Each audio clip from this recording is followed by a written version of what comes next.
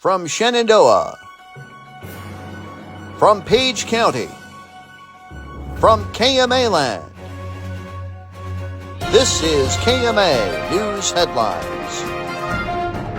Good afternoon. I'm Mike Peterson with the latest from the KMA newsroom on this Monday afternoon. In the news today, while KMA land residents can expect some relief from the heat this week, the risk for severe weather and excessive rainfall returns to the region today. The National Weather Service currently has the majority of KMA land, including southwest Iowa, southeast Nebraska, and northwest Missouri, under a slight risk for severe weather, with the greatest threat between 2 p.m. and 10 p.m. today. Weatherology meteorologist Kara Foster told us this morning after the heat wave this weekend, slightly cooler temperatures are bringing the gamut of severe weather risks later today. In addition to the risk for severe weather, Foster says heavy rainfall is expected with the system moving through. The Weather Service has placed the majority of KMA land at a slight risk for excessive rainfall, leading to flash flooding. Should the Shenandoah School District switch athletic conferences? Well, that's the question facing school officials and the district's patrons in the next few weeks.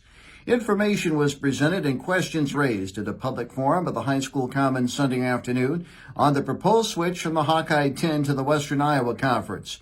WIC officials recently invited both Shenandoah and Red Oak to the conference.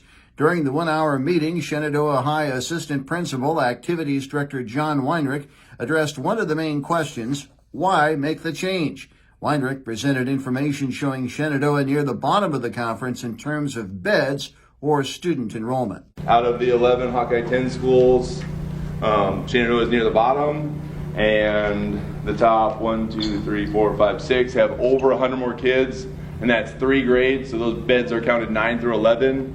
So obviously if you add in another grade in high school, you're competing against 4 different sports, there would be a significant, even bigger number. Now, WIC officials have given Shenandoah and Red Oak until August 1st to decide whether or not to join their conference. The Shenandoah School Board is expected to make a decision on this at its July 21st meeting. One person was killed in a single vehicle accident while fleeing a Pottawatomie County deputy early Sunday morning. The Pottawatomie County Sheriff's Office says at around 3:15 a.m., a deputy observed a 2021 Mercedes passenger car crossing the center line of Highway 92 in the area of Hope Lane and initiated a traffic stop. Authorities say the vehicle began to elude law enforcement, with the deputy activating their emergency lights and sirens as the vehicle continued east on Highway 92.